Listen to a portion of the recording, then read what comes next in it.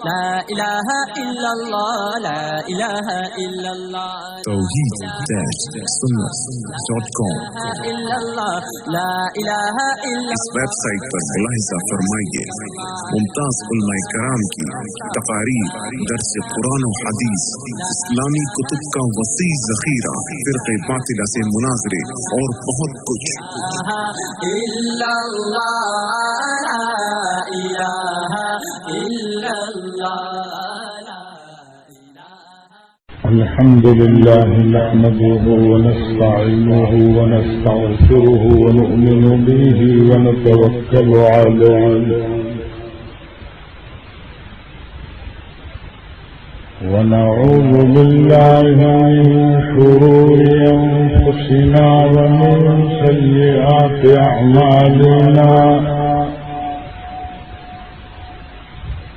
من يهديه الله فلا مضل له ومن يضلله فلا هادي له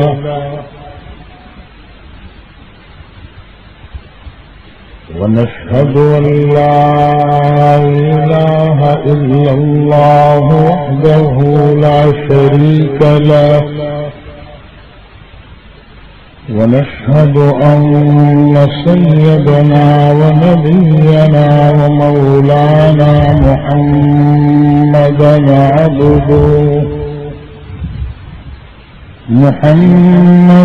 عبده ورسوله صلى الله تعالى عليه وعلى آله وأزواجه وأصحابه وبارك وسلم تسليما كثيرا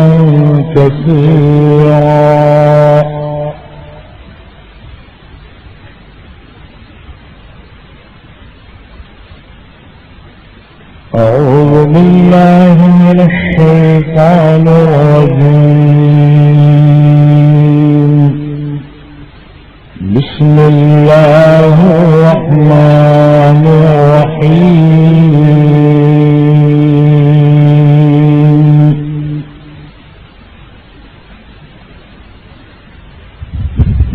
يا أيتها النفس المطمئنة ارجعي إلى ربك راضية مرضية فادخلي في عبادي وادخلي جنتي صدق الله مولانا العظيم وصدق رسوله النبي الحبيب الكريم ونحن على ذلك لمن الشاهدين والشاكرين والحمد لله رب العالمين.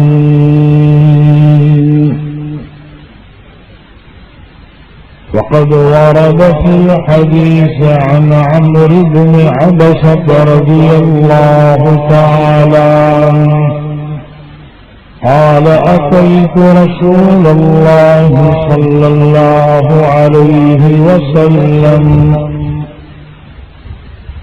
قلت من أسلم معك أولا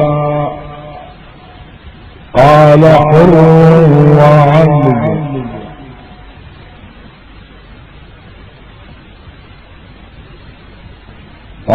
قلت هل من ساعة أقرب إلى الله من الأخرى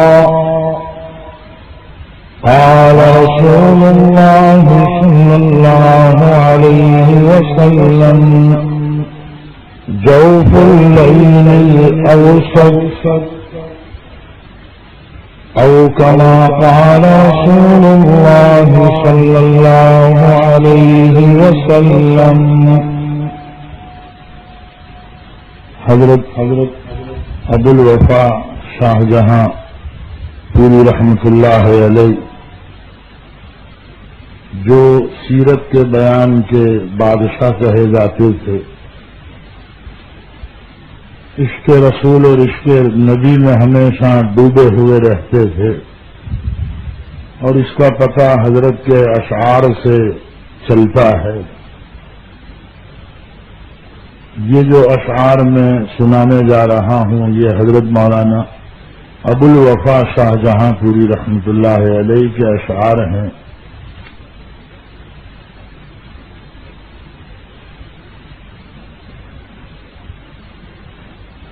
جب کوئی اللہ والا اشعار لکھتا ہے تو سننے والوں کو بھی سننے میں لطف رہتا ہے اور پڑھنے والے کو ان سے ڈبل لطف رہتا ہے، کیونکہ پڑھنے والا اس کے ہر مطلب کو جانتا ہے، سننے والے بعض مرتبہ تمام چیزیں نہیں جان سکتے ہیں، مگر چونکہ کلام سنایا جا رہا ہے تو وہ سنتے رہتے ہیں۔ تو میرے آقا کی شان کے بارے میں حضرت فرماتے ہیں، چند اشعار ہیں، آپ حضرات کی پیش خدمت ہیں۔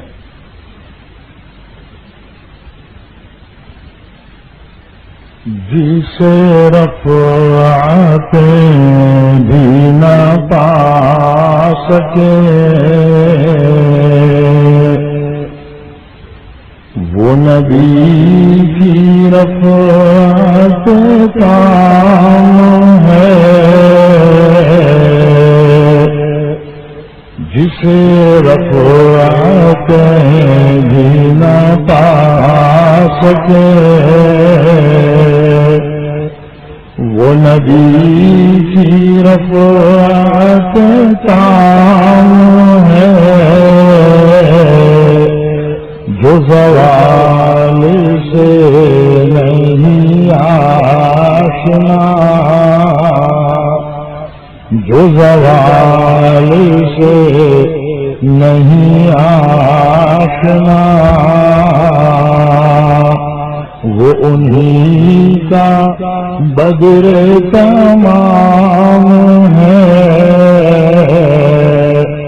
وہ انہی کا بدر تمام ہے۔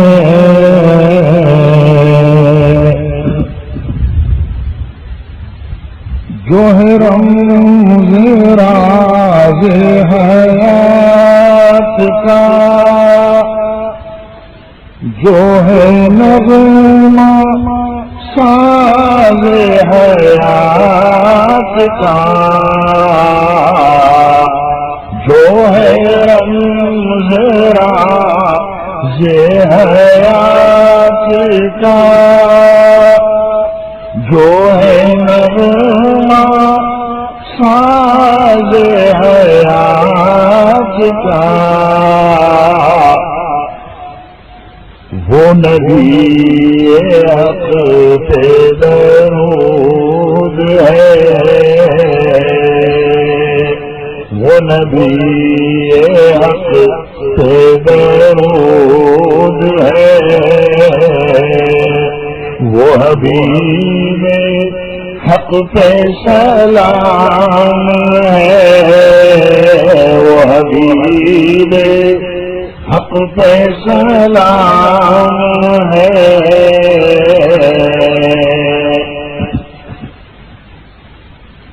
اب یہ سطر کا مطلب تو بہت لمبا ہے، یوں سمجھیے کہ یہ پوری دنیا اللہ نے بنائی تھی اپنے لاڈلے نبی حضرت محمد مصطفیٰ صلی اللہ علیہ وسلم کے لیے، اور دنیا میں جہاں بھی کوئی گنگناتا ہے، جہاں بھی کوئی نغمہ سناتا ہے تو اس میں جناب محمد الرسول اللہ صلی اللہ علیہ وسلم ہی کی تعریف ہوتی ہے، اور آپ صلی اللہ علیہ وسلم ہی کی نعت ہونی چاہیے، تو وہی وہ نغمہ پڑھ سکتا ہے۔ حضرت یہ کہنا چاہتے ہیں، یعنی یہاں سے حضرت نے یہ سارے گانے والوں کو اور قوالی سب کو ڈاؤن کر دیا کہ اگر کوئی نغمہ کہے، کوئی اچھی آواز سے کوئی چیز پڑھے تو وہ حضور اکرم صلی اللہ علیہ وسلم کی نعت ہے، آپ کی تعریف ہے، قرآن پاک کی آیت کے بعد۔ اول تو قرآن پاک کی تلاوت ہے، اس کے بعد اگر کوئی چیز اچھے ڈھنگ سے پڑھنا چاہے قرآن پاک کی آیات کی تلاوت کے بعد، تو وہ رحمت عالم صلی اللہ علیہ وسلم کی نعت مبارکہ ہیں، آپ کے اوصاف مبارکہ ہیں۔ ہے قیام حکم بے اجل،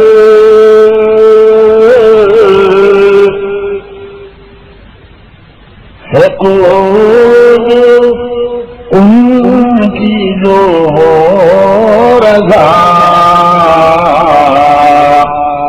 ہے قیام حکم بے اجل، ہے قول ان کی جو ہو رضا، بظلم کی مرضی پاک کے، نہ قعود ہے نہ قیام ہے، بظلم کی مرضی پاک کے، نہ قعود ہے نہ قیام ہے۔ دیکھیے کیا حضرت کا یہ شعر ہے، بس صرف سن لیجیے، وقت کم ہے۔ بخدا ہے مرضی مصطفیٰ، بخدا ہے مرضی مصطفیٰ، جس حق کہے ہے میری رضا، جسے ولی حق کہے خود خدا، جسے ولی حق کہے خود خدا، وہ انہی کا پاک کلام ہے، وہ انہی کا پاک کلام ہے، جو زوال سے نہیں آشنا، وہ انہی کا بدر تمام ہے، وہ حبیب خالق دو جہاں، وہی کن ہے محفل کن فتح، وہ نبی حق وہ رسول ہے، وہ نبی حق وہ رسول ہے، وہی انبیاء کا امام ہے، وہی انبیاء کا امام ہے،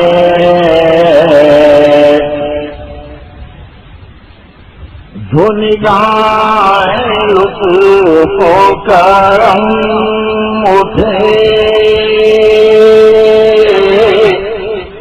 جو نگاہ لطف و کرم اٹھے، تو خزاں بھی موسم گل بنے، جو نظر پھرے تو یہ فصل گل بھی خزاں کا ایک ہی پیام ہے، تو خزاں کا ایک ہی پیام ہے۔ میرے آقا اگر اپنی نگاہوں کو اٹھا لے تو پتجھڑ کا موسم بھی بہاروں کا موسم بن جائے.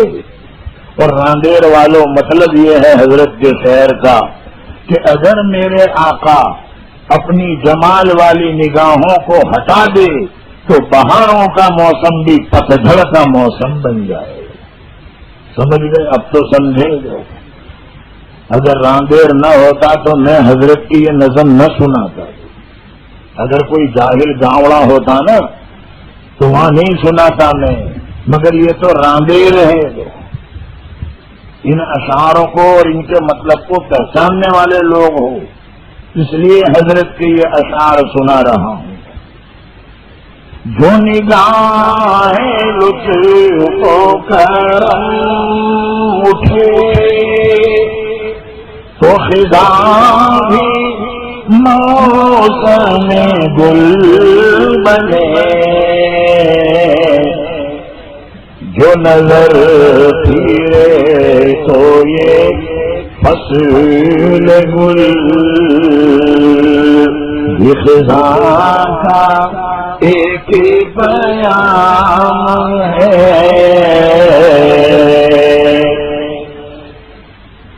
بخدا خدا تو نہیں ہے وہ،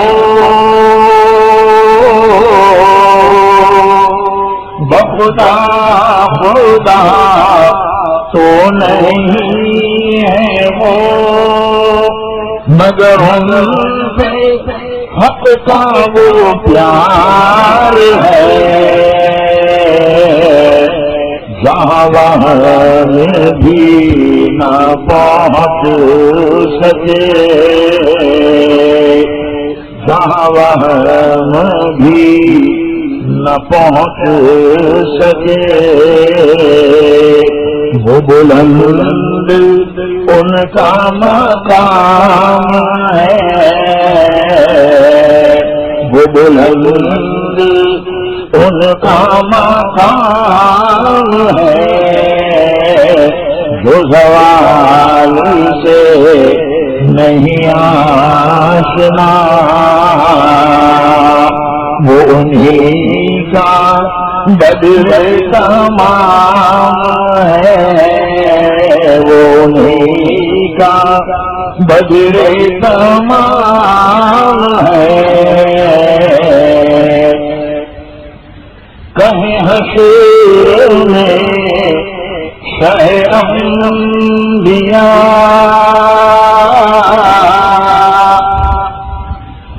کدھر آری سے روشیا. اپنے بارے میں کہہ رہے ہیں. کہیں حشر میں شہ انبیاء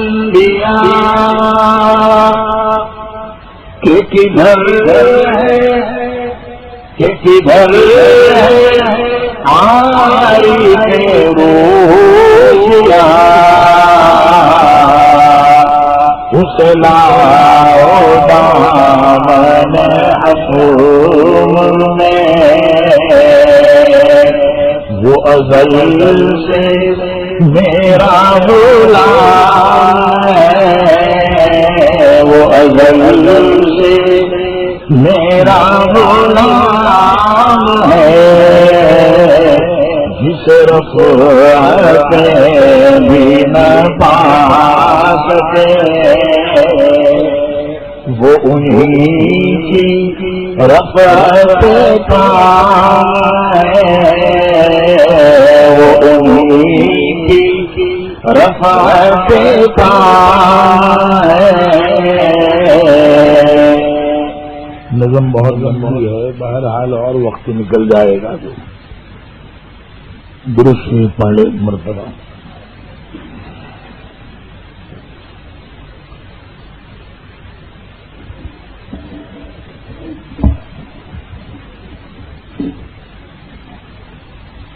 بزرگان رحم محترم، قرآن پاک کی آیت تلاوت کرنے کے بعد میں نے ایک حدیث کے مختصر لفظ پڑھ دیے ہیں، اسی کی کچھ وضاحت کرتا چلوں. یہ حدیث کی تمام کتابوں میں موجود ہے. حضرت عمرو بن عبسہ رضی اللہ تعالی عنہ روایت کرتے ہیں کہ میں جناب محمد الرسول اللہ صلی اللہ علیہ وسلم کی خدمت میں حاضر ہوا اور انہوں نے چند سوالات کیے ہیں. مشکات شریف میں یہ حدیث لمبی ہے، اس میں ساری تفصیل موجود ہے. ابھی میں نے جو لفظ پڑھے وہ ابن ماجہ شریف کے ہیں. اس میں یہ حدیث مختصر ہے ابن ماجہ میں، تو اپنے مختصر والی شکل لے لو. حضرت عمرو بن عبسہ رضی اللہ تعالی عنہ روایت کرتے ہیں کہ میں حضور کی خدمت میں آیا اور میں نے یہ سوال کیا، من اسلم معک یا رسول اللہ، سرکار سب سے پہلے آپ کے ساتھ ایمان کون لایا؟ جنہوں نے پہلے ہی پہلا آپ کا ساتھ دیا ہو. تو میرے آقا نے جواب میں ارشاد فرمایا، قال حر و عبد، ایک آزاد آدمی اور ایک غلام، وہ سب سے پہلے میرے ساتھ ایمان لائے. محدثین فرماتے ہیں کہ آزاد سے اشارہ ہے حضرت ابو بکر صدیق رضی اللہ تعالی عنہ کی طرف، اور غلام سے اس میں علماء کے دو قول ہیں. ایک قول یہ ہے کہ حضرت بلال حبشی مراد ہیں، وہ بھی غلام تھے، امیہ بن خلف کے. ایمان لانے کی وجہ سے امیہ ان کو مارا کرتا تھا، تکلیفیں پہنچایا کرتا تھا، ستایا کرتا تھا کہ ایمان کیوں لائے. دیکھو یہ سب سے بڑا جرم تھا اس زمانے میں. آج بھی پھر حالات اسی طرف لوٹ رہے ہیں. آج کا بھی اب ماحول وہی ہے کہ مسلمان ہونا بھی ایک جرم ہے. وما نقموا منهم الا ان يؤمنوا بالله العزيز الحميد الذي له ملك السماوات والارض والله على كل شيء شهيد. جیسا کہ اللہ تعالیٰ نے شروع زمانے کا ایک واقعہ ذکر فرمایا ہے کہ ان لوگوں نے ایمان والوں کو صرف اس لیے ستایا کہ وہ ایمان کیوں لائے ہیں، تو مسلمان کیوں ہو گئے، اسی لیے انتقام لیا کہ وہ ایمان لے آئے. ایک اللہ پر جو زبردست ہے اور قابل حمد ستائش ہے، تمام تعریفات کے قابل ہے، وہ خدا کے جس کی حکومت ہے آسمانوں میں اور زمین میں، ہے نا. یہ ہے اللہ کی حکومت. اللہ کی حکومت کی طرح کسی کی حکومت نہیں، آسمانوں میں بھی اسی کی حکومت ہے. تارے چل رہے ہیں، چاند اور سورج، یہ اللہ کی حکومت نہیں ہے تو اور کیا ہے. تو اس وقت بھی وہی ہے. ابھی جیسے ہمارے بچے نے وہ نعت سنائی، وہ میں بھی پڑھا کرتا ہوں، کئی بار آپ نے سنی مجھ سے بھی، کہ اب حالات یہ ہیں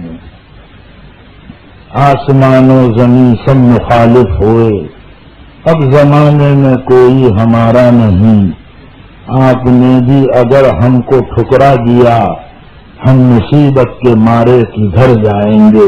حالات وہی ہیں. اب زمانہ گھوم رہا ہے اپنی اصلی حیثیت کی طرف. ان الدین بدأ غریبا وسيعود كما بدأ فطوبى للغرباء او كما قال علیہ الصلاة والسلام. حدیث میں ہے دین کی ابتدا غربت کی حالت میں ہوئی ہے، اجنبیت کی حالت میں. اس کو ماننے والے بہت کم تھے، مارنے والے زیادہ تھے، ماننے والے کم تھے. جب کہیں وہ جاتے، ستائے جاتے، تکلیفیں پہنچائی جاتی، تو پھر ایمان والے وہاں سے سفر کرتے، تو دین اور ایمان بھی ان کے ساتھ کا سفر کرتا تھا. پھر دوسری جگہ گئے، وہاں ستائے جاتے، وہاں مارے جاتے، تو پھر وہ سفر کرتے تیسری جگہ کی طرف، تو دین بھی سفر کرتا تھا ان کے ساتھ۔ ان الدین بدأ غریبا، دین کی ابتدا ہوئی ہے غربت کی حالت میں، اجنبیت کی حالت میں۔ وَسَيَعُودُ كَمَا بَدَأَ، سن لو ذرا کان کھول کر، میرے مدنی آقا صلی اللہ علیہ وسلم نے ارشاد فرمایا، اور پھر یہ جیسے شروع ہوا تھا اسی طرف پھر لوٹ جائے گا اخیری زمانے میں، قیامت سے پہلے بھی، کہ اس کے ماننے والے بہت کم رہ جائیں گے۔ اور حدیث میں آتا ہے دین کے اوپر قائم رہنا اتنا دشوار ہو جائے گا، اتنا دشوار ہو جائے گا، کالقابض علی الجمرہ، جیسے آگ کے انگارے کو ہاتھ میں پکڑنا مشکل ہوتا ہے، اسی طرح دین اور ایمان کے اوپر جمنا بھی مشکل ہو جائے گا۔ بہت کم مسلمان ہوں گے جو دین اور ایمان کے اوپر قائم رہیں گے، جن کے دلوں میں صرف اللہ کا ڈر ہوگا، اللہ کے علاوہ کسی اور کا ڈر نہیں ہوگا۔ جیسے ہمارے اسلاف یہ زندگی گزار کر گئے ہیں، وہ جیسے شاعر نے کہا تھا، کفر کی ظلمت میں رہ کر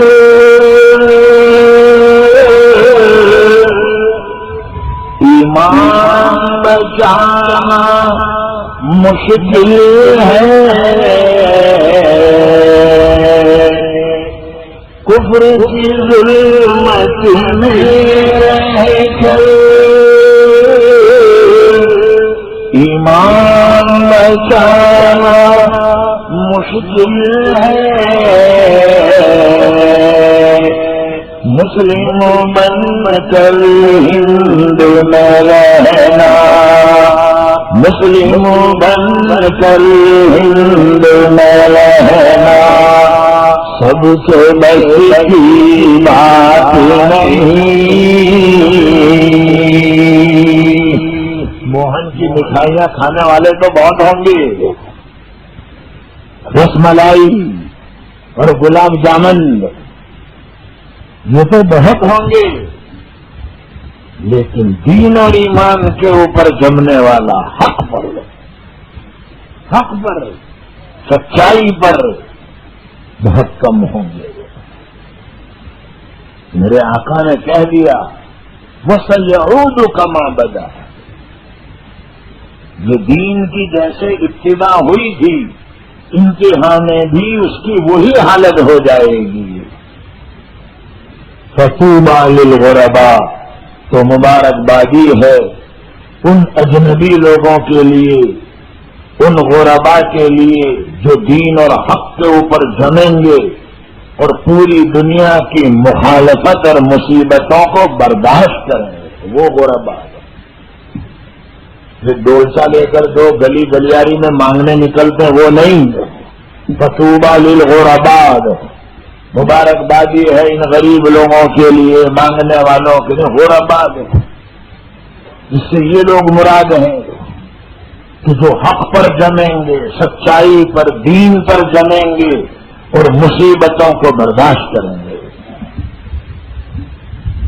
حضرت بلال رضی اللہ تعالیٰ عنہ، صبح کا سورج نکلتا، بلال کو مارا جاتا تھا، سورج سر پر آتا مارنے والوں کی ڈیوٹی بدلی جاتی تھی، سورج جب ڈوبنے پر آتا تو زنجیروں میں حضرت بلال کو جکڑ کر تنگ اور تاریک کوٹھری میں ڈال دیا جاتا تھا۔ پوری رات اندھیروں میں، تنہائیوں میں حضرت بلال رضی اللہ تعالیٰ عنہ توحید کی آواز لگاتے تھے، اللہ احد اللہ احد اللہ احد، اللہ تو ایک ہے، اس کا کوئی شریک نہیں، اس کا کوئی ساجی نہیں، اللہ ایک ہے، تنگ و تاریک کوٹھڑی میں بھی ہے۔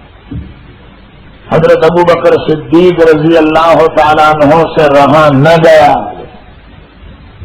اور منہ مانگی قیمت دے کر حضرت بلال کو آزاد کیا۔ قرآن نے کہا نا، اسی کو کہا وَمَا لِأَحَدٍ عِندَهُ مِن نِّعْمَةٍ تُجْزَىٰ إِلَّا ابْتِغَاءَ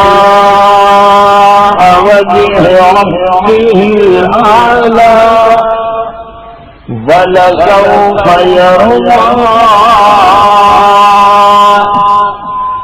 رب کائنات نے حضرت ابو بکر صدیق رضی اللہ تعالیٰ عنہ کی تعریف فرمائی، بلال حبشی کو آزاد کر دیا، بڑی بھاری قیمت دے کر دی۔ تو اس زمانے کے منافقوں نے یہ کہنا شروع کیا، آج بھی کہہ رہے ہیں کہ اس میں ابو بکر نے کون سی داڑ ماری ہے؟ وہ تو حضرت بلال اتنے پیسے مانگتے تھے ابو بکر پر، تو اس بہانے سے ابو بکر نے وہ مانگتے ہوئے پیسے دیے ہیں، اور بلال کا احسان تھا، وہ احسان کا بدلہ ابو بکر نے چکایا، اس میں ابو بکر نے کون سا کمال کیا؟ تو اللہ نے قرآن پاک میں ان کی تردید فرمائی، ان منافقوں کا رد فرمایا کہ بلال حبشی کا کوئی احسان نہیں تھا کہ ابو بکر صدیق رضی اللہ تعالیٰ عنہ نے وہ احسان کا بدلہ دیا ہو، صرف اس لیے کہ اللہ راضی ہو جائے، میرا مولا راضی ہو جائے، اپنے رب کی رضامندی کو حاصل کرنے کے لیے ابو بکر صدیق رضی اللہ تعالیٰ عنہ نے یہ قدم اٹھایا، اور اللہ نے اعلان بھی کر دیا کہ ان قریب اس کا مولا ابو بکر سے راضی ہو جائے گا، ان قریب راضی ہو جائے گا۔ توحید-سنت.com میرے بھائیوں، تو حضرت بلال حبشی امیہ بن خلف کے غلام تھے، اسی لیے بدر کے موقع پر جب امیہ نکلا سامنے سے تو حضرت بلال کو یاد تھا وہ پہلے کا ظلم اور ستانا، تو حضرت بلال حبشی نے فوراً صحابہ کو کہا وہ رہا امیہ، نہ بچوں میں اگر بچ گیا امیہ، نہ بچوں میں اگر بچ گیا امیہ، تو صحابہ ٹوٹ گئے۔ حضرت عبد الرحمن بن عوف رضی اللہ تعالیٰ عنہ نے امیہ کو بچانے کی بہت کوشش کی، کیونکہ دوستی تھی آپس میں، کہ تعلقات تھے، حتیٰ کہ حضرت عبد الرحمن بن عوف اس کو بچانے کے لیے گر پڑے، اس کے اوپر گر پڑے، مگر صحابہ نے نیچے سے تلوار ماری، جیسے کوئی نیچے بھرا جاوے گے اور چاروں طرف سے کوئی اس طرح سے یہ امیہ بن خلف، اس تلوار کے وار میں حضرت عبد الرحمن بن عوف کے تلوے بھی زخمی ہوئے۔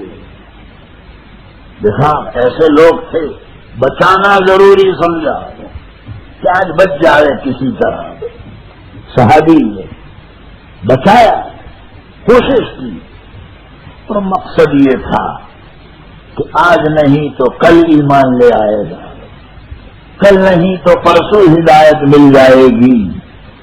اچھا ہے ایک شخص دنیا سے مومن بن کر جائے، اس کے مقابلے میں کہ وہ مشرک اور کافر بن کر جائے، اس سے تو اچھا ہے کہ مومن بن کر جائے، مگر صحابہ کے ہاتھ سے کہیں چھوٹ سکتا تھا، بچ سکتا تھا۔ حضرت بلال، ایک قول یہ ہے کہ غلام سے حضرت بلال مراد ہیں، اور دوسرا قول یہ کہ حضرت زید بن حارثہ یہ مراد ہیں غلام سے، میرے آقا نے عمرو بن عبسہ سے فرمایا کہ سب سے پہلے جو ایمان لائے وہ ایک آزاد آدمی یعنی حضرت ابوبکر صدیق اور ایک غلام یعنی زید بن حارثہ۔ طائف میں جب میرے آقا دین کی دعوت دینے کے لیے تشریف لے گئے تو یہی ساتھ میں تھے، یہی غلام تھے، حضرت زید بن حارثہ، اور طائف والوں نے پتھر برسائے، مذاقیں اڑائی، تانے دیے میرے آقا کو۔ رندیر والوں، یہ حالات اللہ کے نبی پر آ چکے ہیں۔ میں تو آج آپ کے راندیر میں آیا جو کسی نے مجھے تانا نہیں دیا بلکہ میری عزت کی، کھانا کھلایا، اور ابھی عزت کے ساتھ رخصت کرنے کے لیے آئیں گے سورت اسٹیشن تک۔ کسی نے تانا نہیں دیا، کسی نے پتھر نہیں مارا، کسی نے گالی نہیں دی، اور اچھا ہی ہے نہیں دی تو، ورنہ ہم دوبارہ راندیر میں آگے بھی نہیں ہو۔ کچے دھاگے ہیں، صاف کہتا ہوں جو میں بھی کچا دھاگا ہوں جو فوراً ٹوٹ جائے گا۔ آپ شاید پکے ہوں گے، چلو آپ کو پکا بناتا ہوں۔ آپ سب پکے دھاگے، میں کچا دھاگا۔ کسی اللہ آزماتے بھی نہیں ہے، اللہ کو معلوم ہے کہ ایک پتھر لگے گا پھر آئے گا ہی نہیں، راندر دیکھے گا ہی نہیں، وہ بیچ سے ادھر آئے گا ہی نہیں، اللہ کو معلوم ہے۔ ہمارے نبی پر یہ حالات کیا گزری ہوگی؟ بچوں نے پتھر برسائے، بڑے سرداروں نے مذاقیں اڑائی حضور کی۔ محمد جب مکہ والوں نے آپ کی یہ بات نہ مانی تو یہ فتنہ لے کر آپ طائف میں آ گئے، یہ فتنہ لے کر کوئی کہنے لگا محمد اللہ کو نبی بنانے کے لیے تمہارے علاوہ کوئی یتیم ملا ہی نہیں، ایک یتیم کہ تمہارے سر سے باپ کا سایہ اٹھ چکا تھا، تم نے اپنی آنکھوں سے ابا جان کو نہیں دیکھا تھا، تم نے گھر کی سہولتیں نہیں دیکھی، تم نے ماں کا لاڑ پیار نہیں دیکھا۔ حضرت آمینہ میرے آقا کی 6 سال کی عمر تھی اور حضرت آمینہ کا بھی انتقال ہو گیا۔ میرے آقا کے ابا تو پہلے سے ہی رخصت ہو چکے تھے، امی جان بھی رخصت ہو گئی، میرے بھائی ہو گئے، اور پھر طائف میں آئے اور کیسی مذاقیں اڑائی انہوں نے۔ پھر بھی حضرت نے برا نہیں، دعا مانگتے رہے، دعا ہی مانگتے تھے، ہمیشہ دعا مانگتے تھے۔ وہ شاعر نے کہا دین کی دعوت گھر گھر دینا، طائف جا کر پتھر کھانا،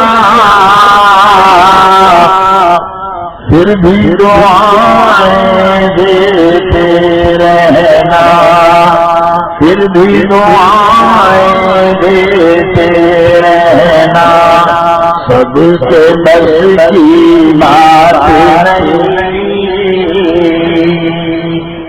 پھر بھی دعائیں دیتے رہنا، سب سے بس کی بات نہیں۔ حضرت زید بن حارثہ ساتھ میں تھے، پیرہائے مبارک زخمی ہو گئے ہیں، حد نخلا پر اللہ کا لاڈلا نبی پٹیاں باندھ رہا ہے، اور حضرت زید بن حارثہ کپڑا پھاڑ پھاڑ کر دے رہے ہیں اور اللہ کے پیارے نبی کے زخم کو باندھ رہے ہیں۔ اے باٹا کے بوٹ کو پہننے والے مسلمانوں، اے ہمیشہ اپنے پاؤں کو موزے میں سج دھج کر رکھنے والوں، ذرا طائف کے بازار کا وہ گشت بھی یاد کر لینا۔ وہ پاؤں کہ جس پاؤں کے صدقے میں اللہ نے پوری دنیا بنائی ہے. اس پاؤں میں زخم تھے طائف کے موقع پر، پٹیاں باندھی حضرت زید بن حارثہ سے، اور حضرت جبرائیل علیہ السلام آئے اور بددعا دینے کو کہا، مگر حضرت نے بددعا نہیں دی. بہرحال یہ حضرت زید بن حارثہ مراد ہے. اب یہاں ایک بات ہے کہ جب آزاد سے مراد حضرت ابوبکر صدیق ہیں تو پھر حضرت نے صاف نام کیوں لے لیا؟ صاف نام لے لینا چاہیے تھا کہ سب سے پہلے ایمان لانے والوں میں ابوبکر صدیق ہیں، اور حضرت ابوبکر صدیق نے میرے آقا کا ساتھ کتنا دیا، کتنا دیا.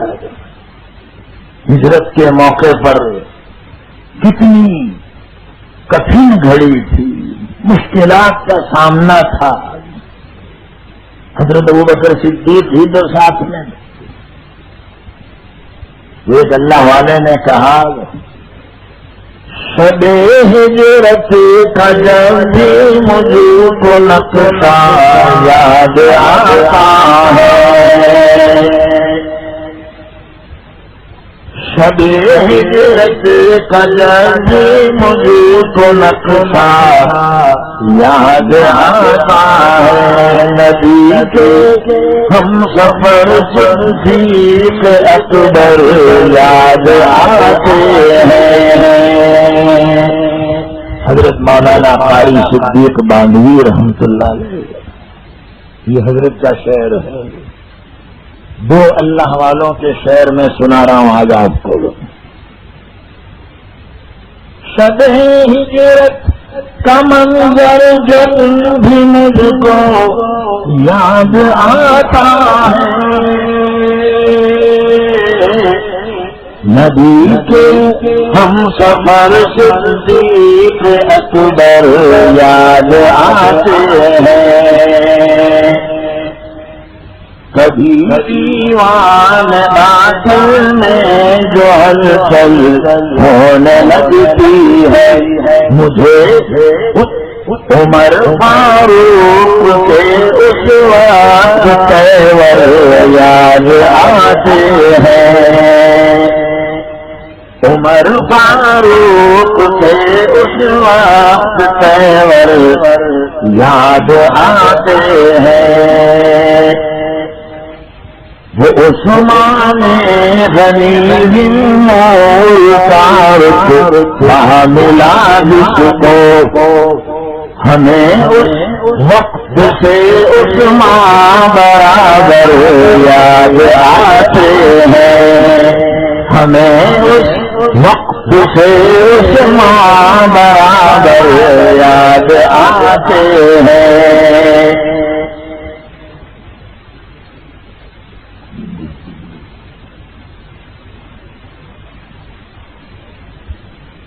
ہماری بزدلی تبدیل ہو جاتی ہے جرأت سے، وہ حیدر یاد آتے ہیں، وہ خیبر یاد آتا ہے. حضرت قاری محمد صدیق باندھوی رحمۃ اللہ، حضرت ابوبکر صدیق رضی اللہ ساتھ میں تھے.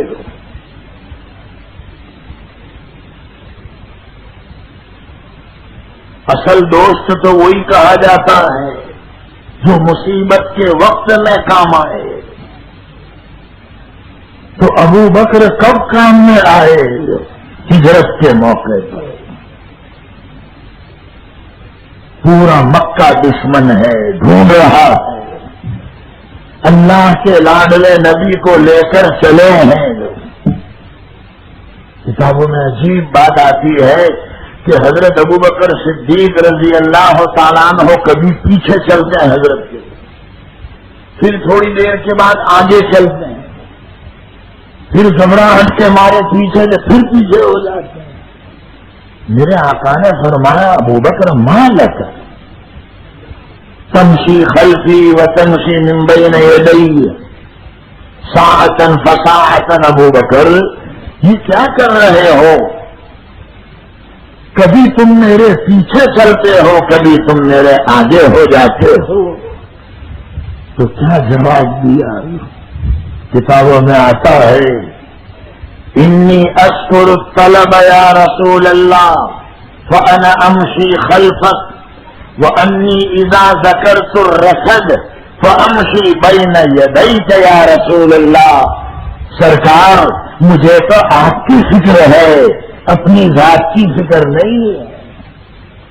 جب مجھے یہ یاد آتا ہے کہ شاید کوئی پیچھے سے پکڑنے آ رہا ہوگا آپ کو، تو اے اللہ کے پیارے نبی میں آپ کے پیچھے ہو جاتا ہوں تاکہ پیچھے سے آپ کو بچا لوں.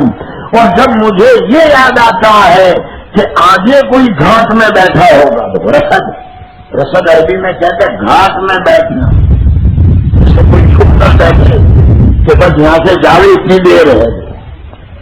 اے اللہ کے پیارے نبی جب مجھے کوئی گھاٹ میں بیٹھا ہوگا یہ یاد آتا ہے تو میں آپ کے آگے ہو جاتا ہوں تاکہ آگے سے آپ کی حفاظت کروں. یا رسول اللہ صلی اللہ علیہ وسلم میری اپنی فکر نہیں ہے. اور پھر ذرا آگے بڑھے تو حضرت ابو بکر صدیق نے عرض کیا یا رسول اللہ صلی اللہ علیہ وسلم یہ مکہ والے آپ کے چپل کے پیارے نبی چپل اتار دیجیے اور آپ میرے کندھوں پر سوار ہو جائیے تاکہ آپ کو اٹھا کر لے چلوں، وہ آپ کے چپل کے نشانات نہ پڑیں. تو کیسا مرحلہ ہوگا، کیسی گھڑی ہوگی. چپل میرے آقا کے حضرت ابو بکر صدیق کے ہاتھ میں ہے اور اللہ کا پیارا نبی سوار ہے حضرت ابو بکر صدیق کی پشت پر. حضرت عمر رضی اللہ تعالیٰ عنہ کو جب یہ واقعہ یاد آتا تھا تو رو پڑتے اور یوں کہتے تھے لہذه الليلة خیر من عمر ومن آل عمر. ابو بکر صدیق کو جو ایک رات کی عبادت کا چانس ملا کہ اللہ کے پیارے نبی کو اپنے کندھوں پر اٹھا لیا تھا، اس رات کو جو عبادت کرنے کا چانس ملا، اس رات کی برکت کے سامنے عمر اور عمر کا پورا خاندان ہیچ ہے. ابو بکر کی میں برابری نہیں کر سکتا. اچھا غار تک پہنچے، غار ثور. تو عرض کیا یا رسول اللہ صلی اللہ علیہ وسلم آپ باہر کھڑے رہیں گے؟ کہنے میں اندر جاتا ہوں. دیکھو یہ ہے فدائیت، یہ ہے حضور کی محبوبیت. کہیں غار میں کوئی جانور نہ چھپا ہو کہ جاتے ہی حملہ کرے. یا رسول اللہ صلی اللہ علیہ وسلم آپ ذرا باہر ٹھہرے، میں اندر جاتا ہوں. اندر گئے اور غار کو صاف کیا. علماء نے عجیب بات لکھی ہے. حضرت ابو بکر صدیق رضی اللہ تعالیٰ عنہ کی پوری زندگی میں اگر کوئی پریشان والی گھڑی گزری ہے تو یہ پوری زندگی میں کہ اللہ کا لاڈلا نبی باہر ہے اور میں اندر ہوں، کہیں کوئی تکلیف نہ آ جائے. جلدی سے غار صاف کی اور اندر بلایا، حضرت اندر آ جائیے.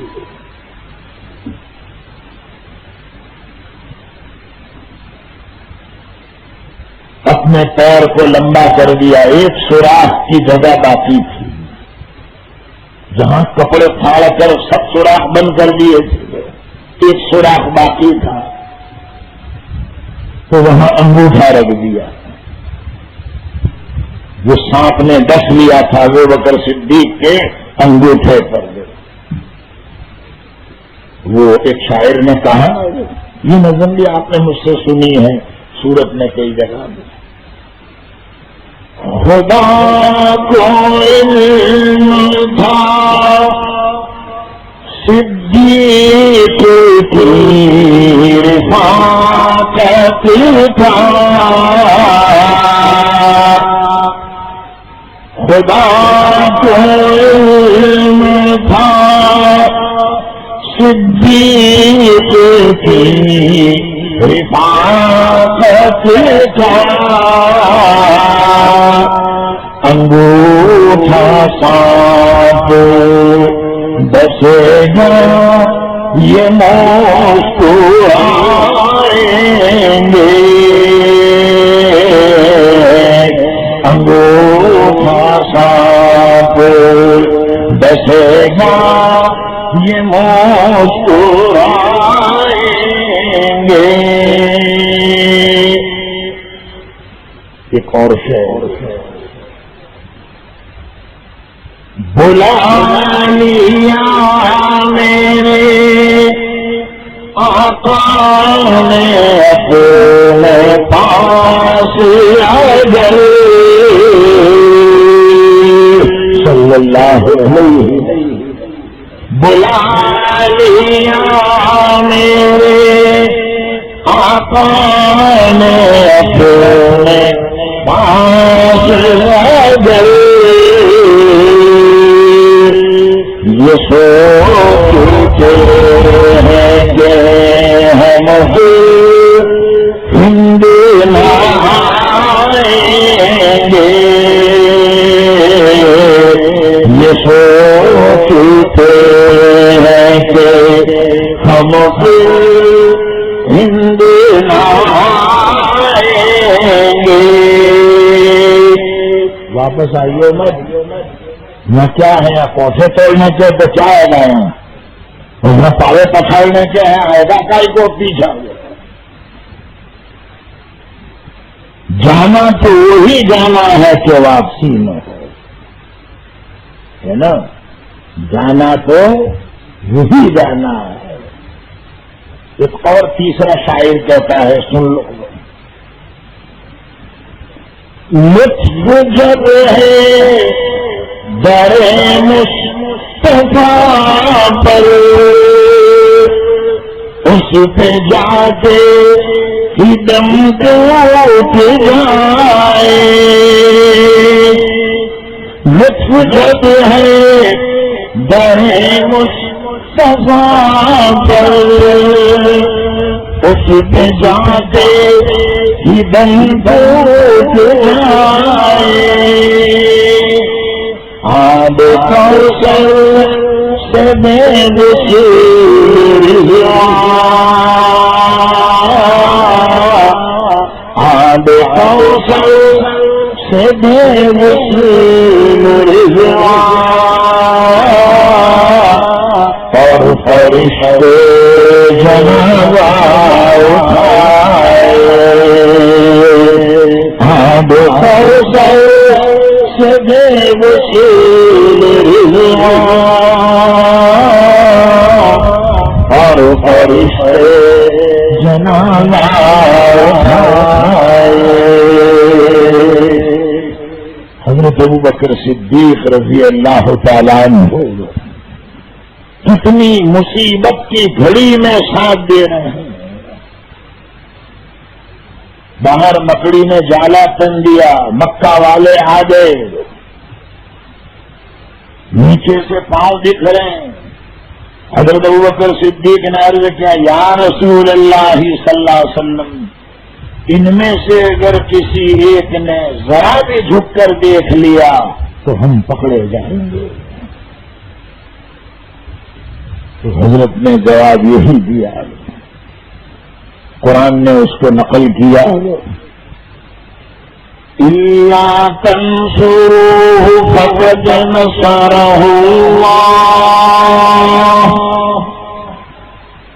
إِذْ أَخْرَجَهُ الَّذِينَ كَفَرُوا ثَانِيَ اثْنَيْنِ إِذْ هُمَا فِي الْغَارِ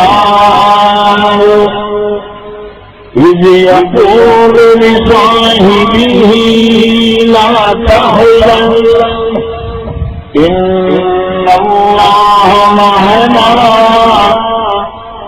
فَأَنزَلَ وأنزل الله سكينته عليه وأيده بجنود لم تروها وجعل كلمة الذين كفروا السفلى وكلمة الله هي العليا والله عزيز حكيم.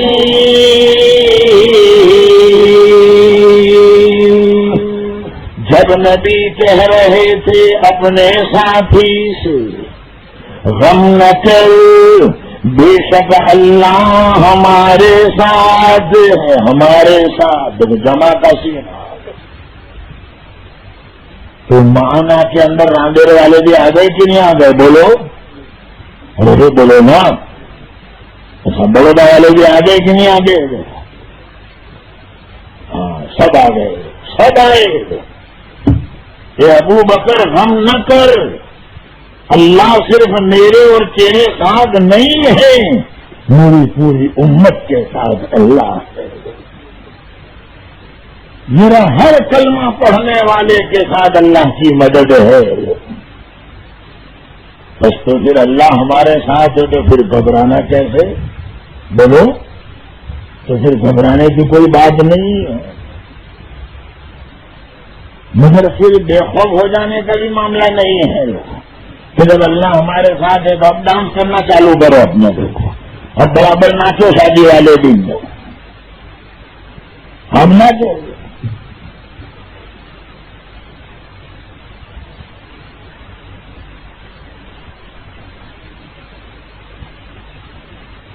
ایک جگہ گیا ہوا تھا میں، دعوت تھی. اب ہم بیٹھے وہاں اور بھی تھے، اتنے میں گانا شروع کیا، جس نے مائک چالو کر دیا. ہم نے کہا بند کرو، یا تو پھر گانا بجا لو تو ہم کو جانے دو، اور ہم کو بلایا ہے تو پھر یہ بند کرو گا. خیر وہ بند کر بہت بوجھ پڑا ان کی طبیعت پر، بہت بوجھ بند کیا کسی پر. لڑکیاں آئی، وہ فرش بغل میں لٹکا کر، ابھی کوئی نواسی کھیلے ہیں، ابھی وہ چھوٹا پیکٹ نہیں چلتا، ابھی وہ بغل والا نکلا ہی ہوں گے، تاکہ ایسا لگے کہ یہ بھی کوئی جگہ کی سونیا گاندھی ہوئے گی. وہ تو پھر بھی اچھی ہے کہ کام کر رہی ہے دیش کا، وہ تو پھر بھی اچھی ہے کہ انسانیت اور سماج کا کام کرتی ہے. اب وہ پل سے نکلیں گے اور پھر فیشن، اور پھر ایسی دو چار لڑکیاں تو میں نے ایسی دیکھی، شاید بمبئی کی کوئی ابھینیتری ہو، کوئی فلم میں کام کرنے والی ہو، مسلمان کی لڑکی. خیر میں تھوڑی دیر بیٹھا، اٹھ گیا فوراً. کسی نے کہا مولانا اچھا ہوا آپ لیٹ آئے گے، آپ کے آنے سے آدھا گھنٹہ پہلے یہاں ڈانس ہو رہا، ڈانس ہو رہا، ناچ رہے ہیں. یہ مسلمان ہیں جنہیں دیکھ کے شرمائے یہود، سو رہے ہو گئے دنیا سے مسلمان آبود. ہم یہ کہتے ہیں کہ تھے بھی کبھی مسلم موجود، وہ تو سید بھی ہو، مرزا بھی ہو، افغان بھی ہو، تم سبھی کچھ ہو، بتاؤ کہ مسلمان بھی ہو. پھر میں وہاں سے گیا، ایک بات میں نے کہی، میں نے کہا ٹھیک ہے ہم جاتے ہیں یہاں سے، اس کے بعد آپ یہ ریکارڈ چالو کرو گے اور ڈانس بھی ہوگا، مگر میری ایک بات سن لو. میں نے یوں کہا ڈانس بھی ہوگا یہاں، صرف میری ایک بات یاد رکھنا کہ جو لڑکی ڈانس کرے، تمہاری جو بھی لڑکیاں، ان کو کہہ دینا کہ ناچتے ناچتے ننگے نہ ہو جانے، کیونکہ تیاری ہے ننگا ہونے کی، تو بالکل تیاری ہے. ورنہ اللہ کا عذاب اسی وقت. اور اگر نہ مانو تو کر کے دیکھو، کر کے دیکھو. استنبول میں، ترکی استنبول کا واقعہ ہے. شیخ محمود آفندی رحمۃ اللہ علیہ، جنہوں نے دیکھا جا کر ان سے میں سن کے آیا. اسٹیمر ہے، بڑی بوٹ ہے، پارٹی ہو رہی ہے، لڑکیوں کا ڈانس ہو رہا ہے، ننگی لڑکیاں، اور حضرت کو گرفتار کیا گیا اور مارا گیا.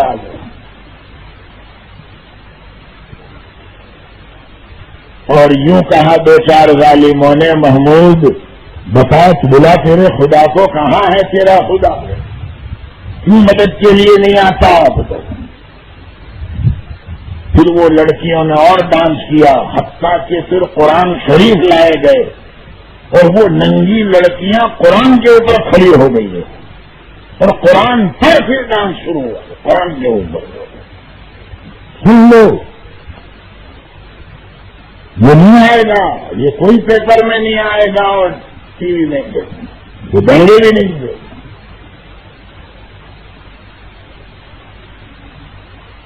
خدا کی قدرت.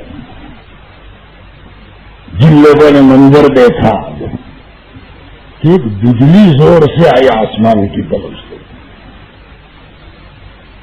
اور وہ بجلی سمندر کے بیچ میں دریا میں گئی اور زور سے دھماکہ ہوا کہ ہمارے کان کے پردے پھٹ گئے، اور پھر یہ پانی اچھل کر کنارے کی طرف آیا. اور جیسے یہ پانی آیا نا تو شیخ محمود آفندی تو ایک پانی کے جھٹکے میں باہر، اور دوسری پانی کی موجیں اکٹھی اسٹیمر کو اندر لے گئی اور زور سے دوسرا دھماکہ ہوا، پوری اسٹیمر کھائی نیچے گئی، ایک کا بھی پتہ نہیں چلا. تو کہاں گئے جو ابھی یہاں ناچ رہے تھے، ڈانس کر رہے تھے، جو ابھی یہاں اسلام کی دھجیاں اڑا رہے تھے، وہ کہاں ہیں؟ پتہ تک نہیں چلا. جیسی کرنی ویسی بھرنی، نہ مانے تو کر کے دیکھ، جنت بھی ہے جہنم بھی ہے، نہ مانے تو مر کے دیکھ. یہ ہو رہا ہے، یہ ڈانس. اور میرے خیال سے اب تو وہ بڑے بڑے دھونگے لاتے ہیں لوگ، اور اس کا نام ہی الگ رکھا، ڈی جے. تو ڈی جے کا مطلب یہ ڈائریکٹ جہنم.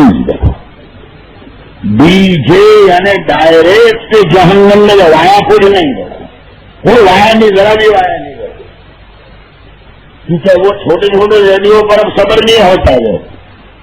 ڈی جے آنا چاہیے، یعنی ریڈیو کا بھی دادا آنا چاہیے، مائک کا بھی. اللہ کے عذاب کو ہم خود بلا رہے ہیں، مگر مدینے والے آقا کی دعاؤں نے عذاب کو روکا ہوا ہے.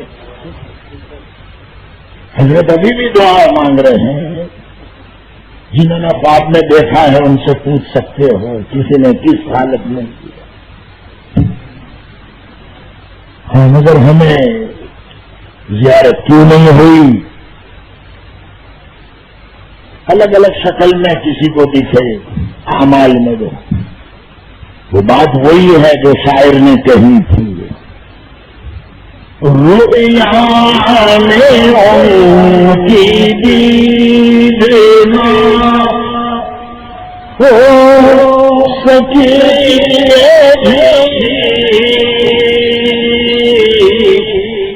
رؤیا میں ان کی دیدنا ہو سکی،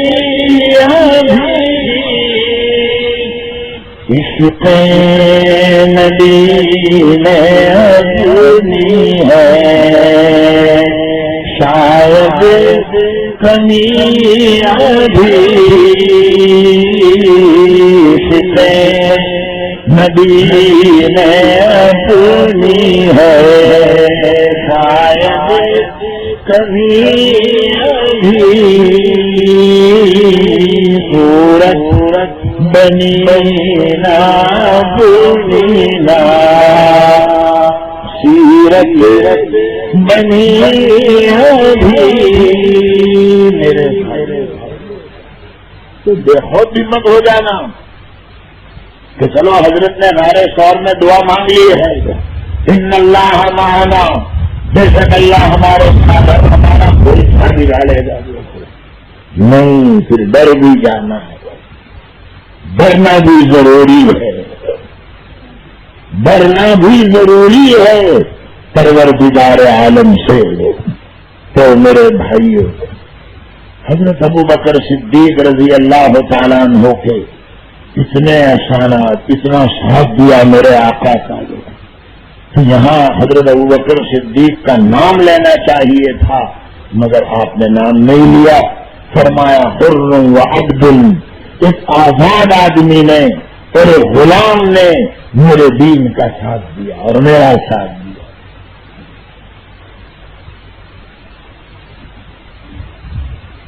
علماء نے کیا جواب دیا ہے؟ فرمایا کہ اگر حضرت نام لے لیتے ابو بکر صدیق کا تو کسی کے سمجھ میں یہ الٹا آتا کہ چلو حضرت ابو بکر صدیق نے حضرت کو ساتھ دے دیا، بات ختم ہو گئی، اب ہمارے ساتھ دینے کی کیا ضرورت ہے؟ کسی کو غلط فہمی ہوتی۔ میرے آقا یہ بتانا چاہتے ہیں، سن لو راندیر والوں، میرے آقا یہ بتانا چاہتے ہیں کہ میرا ساتھ دینا اور میرے لائے ہوئے دین کا ساتھ دینا یہ صرف ابو بکر کے لیے ضروری نہیں اور زید بن حارثہ ہی کے لیے ضروری نہیں، بلکہ میری امت کا ہر آزاد اور میری امت کا ہر غلام مکلف ہے اس بات کا کہ وہ میرے دین کا ساتھ دے گا۔ آپ یہ بتانا چاہتے ہیں میری امت کا ہر آزاد اور ہر غلام اس سے مطالبہ ہے کہ تم دین کا ساتھ دو، دین پر چلنے چلانے کا ماحول بناؤ۔ میں لال باغ فرینڈ سرکل کو مبارکبادی دیتا ہوں، ایک پروگرام نہیں، دو نہیں، میری تو آنکھیں پھٹ گئی آپ کا پرچہ دیکھ کے، میری تو آنکھیں پھٹ گئی، یہ روزانہ آتے ہوں گے۔ یہ سرکل کو میں مبارکبادی دیتا ہوں کہ اس زمانے میں جو کہ خواہشات پر چلنے کا زمانہ اور ٹائم ہے، ایسے پروگرام رکھنا، دین کی مجلسیں رکھنا، علماء کرام کو بلانا، یہ حقیقت میں مبارکبادی دیے جانے کے قابل ہے۔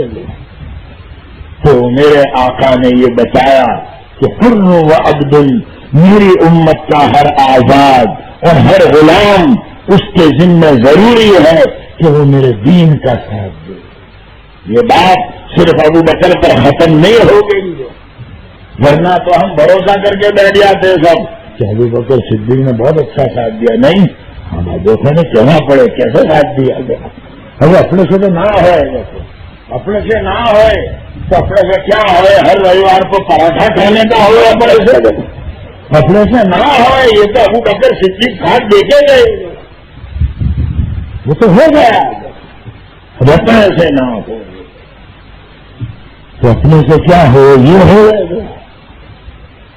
میرے محترم بزرگوں، ہر فرد کے ذمہ ضروری ہے۔ اور پھر ایک دوسری بات پوچھ لی، اس کو بھی جواب دے دوں، ورنہ حدیث تو بہت لمبی ہے بلکہ پوری ہوگی نہیں، ابھی 1.5 پونے 2 بجے تک بیان ہوگا تو ہی پوری نہیں ہوگی، یہ تو 1.25 گھنٹہ ایک نمونے کے طور پر۔ بہرحال دوسری بات یہ پوچھی کہ یا رسول اللہ صلی اللہ علیہ وسلم، کون سی گھڑی ایسی ہے کہ جس میں بندہ اللہ کا قرب زیادہ حاصل کرے دوسری گھڑیوں کے مقابلے میں؟ ایسی گھڑی کون سی؟ تو میرے آقا نے فرمایا آدھی رات کا آخری حصہ۔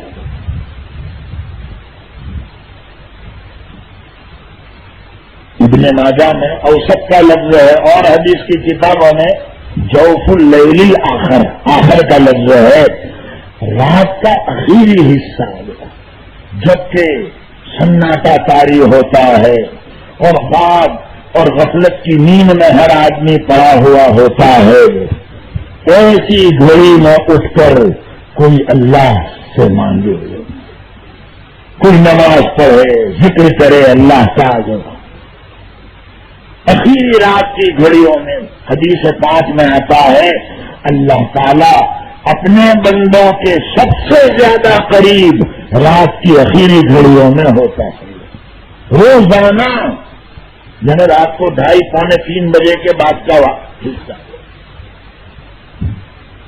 جس میں نیند ذرا برابر گھس گھساٹ کی آتی ہے آدمی کو، 3 بجے کے بعد وہی ٹائم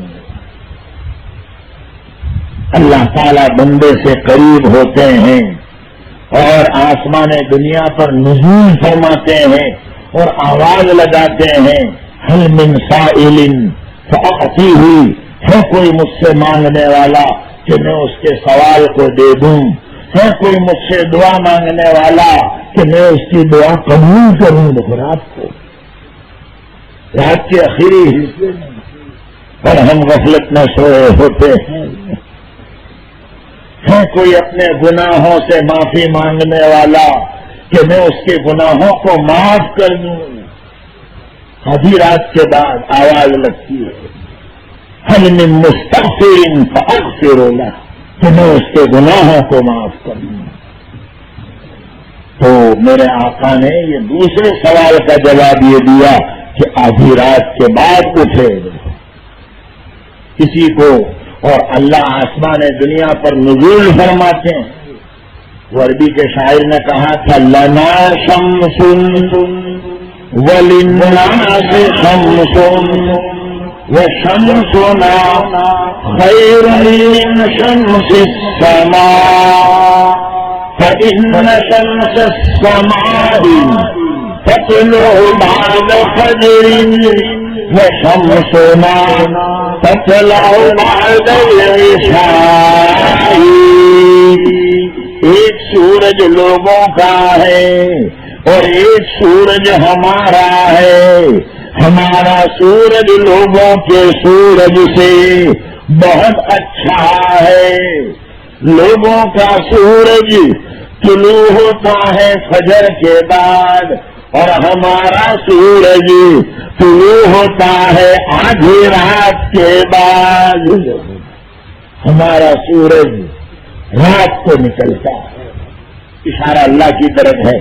اور یہی وہ شعر ہیں جو حضرت عائشہ صدیقہ رضی اللہ تعالی عنہ کبھی کبھی اپنے محبوب اور اللہ کے لاڈلے نبی حضرت محمد مصطفیٰ صلی اللہ علیہ وسلم کے لیے کہتی تھی۔ یہی شعر امی جان کہتی تھی لنا شمس وللناس شمس وشمسنا خیر من شمس الناس۔ ایک سورج میرا ہے اور ایک سورج لوگوں کا ہے، میرا سورج شروع ہوتا ہے رات کے اندھیرے میں، یعنی جناب محمد الرسول اللہ صلی اللہ علیہ وسلم آدھی رات کے بعد اٹھتے ہیں، اللہ کا ذکر کرتے ہیں، تہجد کی نماز پڑھتے ہیں، اللہ کے سامنے روتے ہیں، مانگتے ہیں۔ تو سورج حضور کو کہہ رہی امی جان حضرت عائشہ نے کہ میرا سورج رات کے اندھیرے میں چمکتا ہے، اندھیرے میں۔ کبھی کبھی کہا کرتی تھی ایسی، پتہ نہیں ہماری گھر کی عورتیں کب موڑ میں آئے گی اور وہ ہم کو کب کہے گی کہ تم بھی چمکتے ہوئے سورج کے جیسے لگتے ہو۔ ایسا تو نہیں کہتی ٹوٹیلے کھاکڑے جیسے لگتے ہو تم لوگ، جیسے آیا ٹوٹا ہوا پرانا سلیپر آیا وہاں ایسا لگتا ہے۔ تو اگر تمہاری بیوی تم کو ٹوٹیلا سلیپر کہے تو تم ڈنڈا لے کر اس کا بیڑا لال مت کر ڈالیے اللہ کے واسطے، ہاں، نہیں تو میں کیا کر جاتا اللہ تمہارا بیڑا لال کر ڈالے گا مار مار کر۔ اس لیے کہ جو بیویوں کو ستاتا ہے اللہ اس کو پسند نہیں کرتے ہیں. ہاں سن لو، بیوی تو کبھی لاڑ میں اور ناز میں کہتی ہے، وہ ناز میں کہتی ہے ہمیں رہنے دو، تمہارا بہت بڑا چہرہ آیا جیسے ٹوٹا ہوا سلیپر اور کھاتا آیا تو وہ تو کہے گی. تو تم کہیں ڈنڈا ہن مار لی اس کے بارے کو. امی جان یہ کہتی تھی حضور کے بارے میں. تو بہرحال بات تو بہت آگے ہے. تو میرے آقا نے یہ 2 سوال کے جواب دیے. ہم سب کو بھی چاہیے کہ دین پر ہم چلیں اور دین پر چلنے کا ماحول بنائیں، علماء کرام کا ساتھ دیں، اور ایسے جتنے فرینڈ سرکل ہیں ان کا ساتھ دیں گے. میں پھر سے دوبارہ آپ کے پورے سرکل کو مبارکبادی دیتا ہوں کہ یہ پروگرامات رکھے اور علماء کرام کو بلایا. وقت اب بہت کم ہے، مختصر دعا مانگ لیں، مسافر کی زحمت نہ کریں گے. درود شریف پڑھنا.